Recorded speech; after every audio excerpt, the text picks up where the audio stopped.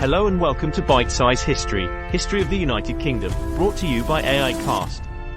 I'm your host Aidan. In this episode, we will explore the complex world of religion and beliefs in late Iron Age society. As we delve into the spiritual realm of this fascinating period, we'll encounter a diverse range of beliefs, rituals, and practices, reflecting the rich tapestry of Iron Age culture in Britain. The late Iron Age in Britain was marked by the rise of a distinctively Celtic religious tradition.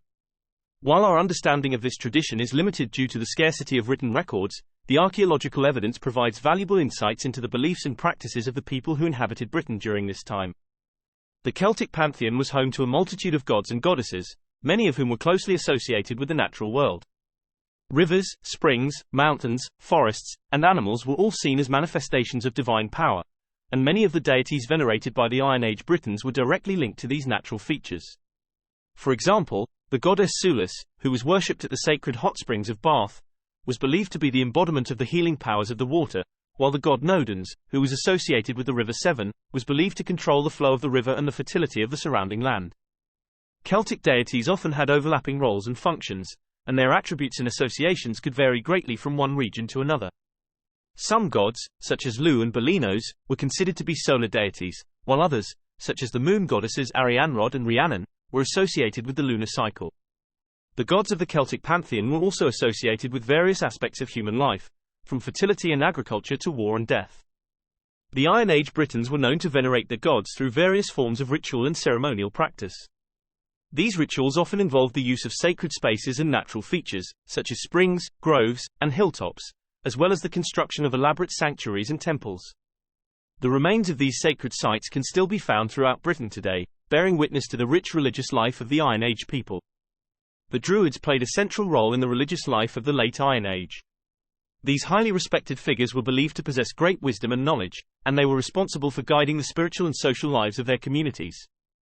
In addition to their religious duties, Druids also acted as advisors, teachers, and judges, wielding considerable influence within the social hierarchy. Druidic rituals and ceremonies were an integral part of Iron Age religious practice, often incorporating elements such as processions, feasting, and the recitation of sacred texts and poetry. These rituals could be highly complex, requiring detailed knowledge of sacred lore, astronomical events, and the intricate web of associations that connected the various gods and goddesses with the natural world. One of the most famous examples of a Druidic ritual is the celebration of the seasonal festivals, which marked key moments in the agricultural calendar. These festivals included Imbolc, celebrated in early February, which marked the beginning of the lambing season. Beltane, celebrated on May 1, which marked the start of the summer months and the time when livestock were moved to their summer pastures. Lunasa, celebrated in early August, which marked the beginning of the harvest season. And Samhain, celebrated on October 31, which marked the end of the harvest season and the beginning of the darker, colder months.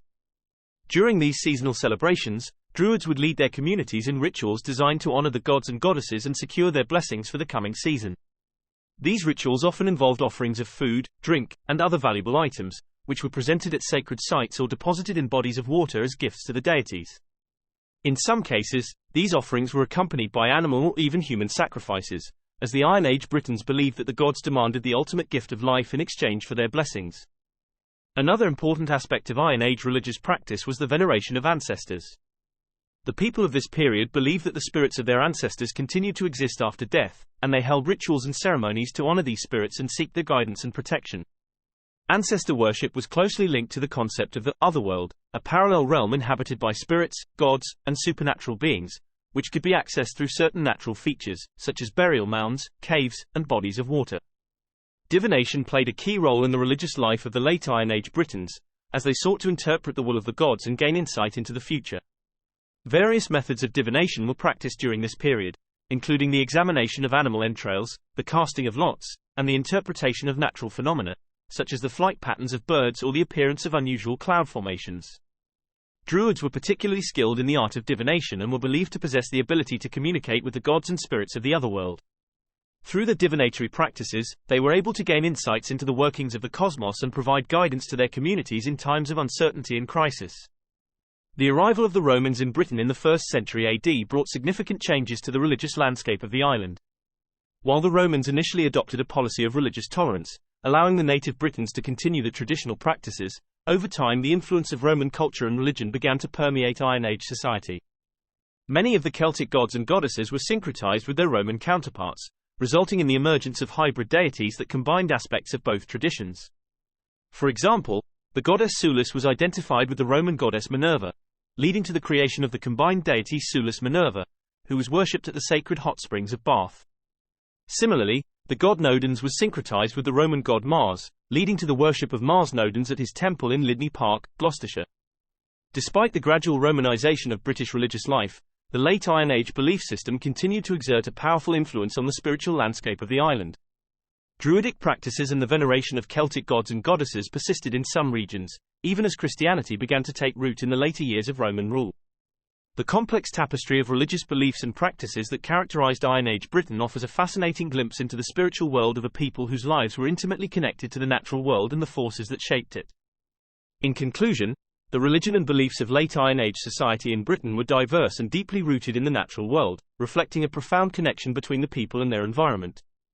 The veneration of a multitude of gods and goddesses, the role of Druids in the spiritual and social life of the communities, and the myriad rituals and practices associated with divination and ancestor worship, all contributed to the richness of the religious life of the Iron Age Britons. As we continue to explore the complexities of this fascinating period in British history, we gain a greater appreciation for the spiritual landscape that shaped the lives of the people who inhabited this island more than 2 millennia ago. Thank you for listening. If you liked the show, don't forget to subscribe. I'll see you next time on Bite Size History.